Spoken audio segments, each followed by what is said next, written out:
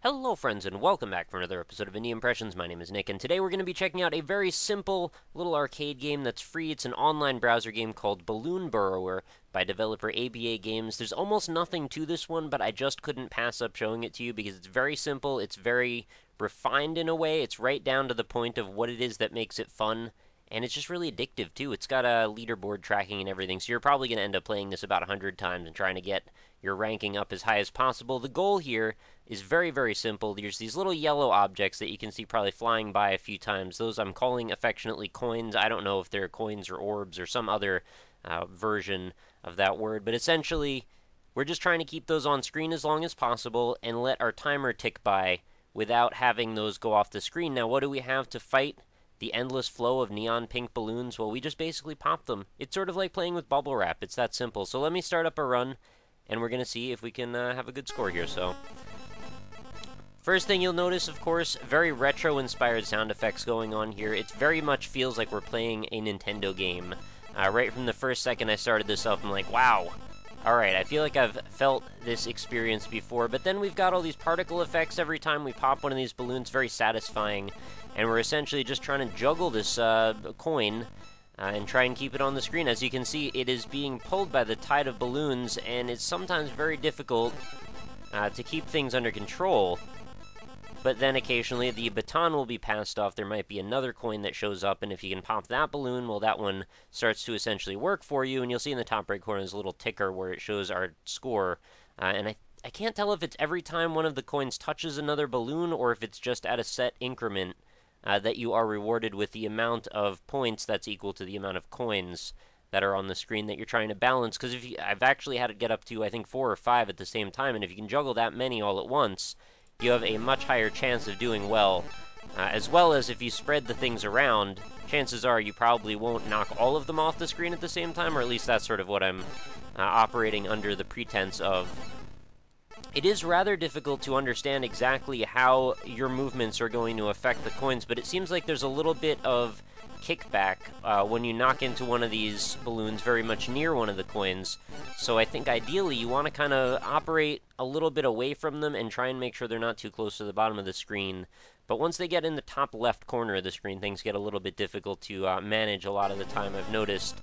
So you generally want to just keep them, try and keep them right around the middle if you can, but there's no guarantees. My best score so far, I think I've only gotten about 250, and I'm sure that could be improved upon quite a bit. The high score I'm seeing is 2,277 at the time of this recording, so I'm sure that's probably going to get dethroned sooner rather than later by somebody who has the will to keep playing this over and over. You see I had 4 all at once there, and they immediately got wiped out.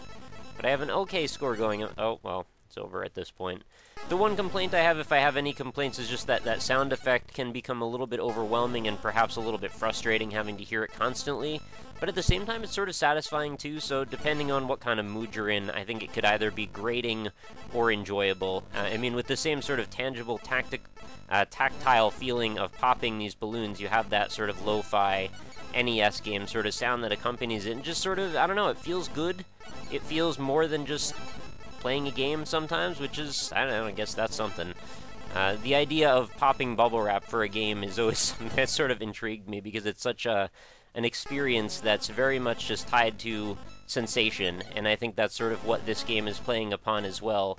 Not to say that maybe there isn't a practical application that could gamify the concept of popping bubble wrap, and I'm pretty sure there have been a few iOS apps that have attempted to do exactly that. But I think this captures some of that and sort of puts it to better use than if that's all there was to it. But I will continue here. Let's see if I can get one really good score before we wrap up an admittedly very, very short episode today. I don't know how much there is to really talk about with Balloon Burrower. As you can tell, it's sort of self-evident. If I would have just started playing this with no introduction, chances are you probably would have figured out what's going on here in a matter of moments. With the exception of maybe understanding how it is that I'm controlling what's going on the screen. That's sort of a thing that I don't really understand myself, even having played this for a while, and I think that's part of the key of mastering this, is, if you can even master it, is understanding how you're making influence with what's going on the screen. See, sometimes they get very close to the top, and it seems like almost nothing you do will be able to bring it back down. So sometimes you just want to kind of lay off for a minute and maybe pop one at a time. If you can maybe slide the coin over a bit, see, then another one gets introduced, immediately gets destroyed. Alright, so I'm trying to let them push it over a little bit over to the right. But because I seem to be popping too many, it seems to be going up to the top again. Yeah, pop, go over. Alright, wait, there we go. If I could just get one out of a bubble, that's all it takes to stay in the game. So you can just keep, like I said earlier, passing on the baton as long as you pop the bubble with that coin in it. That's kind of the tricky thing, is you got to be able to manage multiple things at the same time, because I'm not even clicking or anything. All I'm doing is just passing my mouse over the balloons, and they kind of take care of themselves. But I will let you guys formulate your best plans for how to beat this one yourself. I'd love to hear your opinions on such a simple arcade game such as this. And if you think that this is a fun thing to show on the show occasionally, because it's one that I really do enjoy. Things like this, I mean, where you can just sort of have a fun time. It's very unpretentious. There's no real story to figure out. There's not, you know, many layers of hidden intrigue, although that's kind of my bread and butter. Sometimes you just want to do something a little bit simple and fun, and I think Balloon Burrower definitely fits that bill. So let me know what you think in the comments.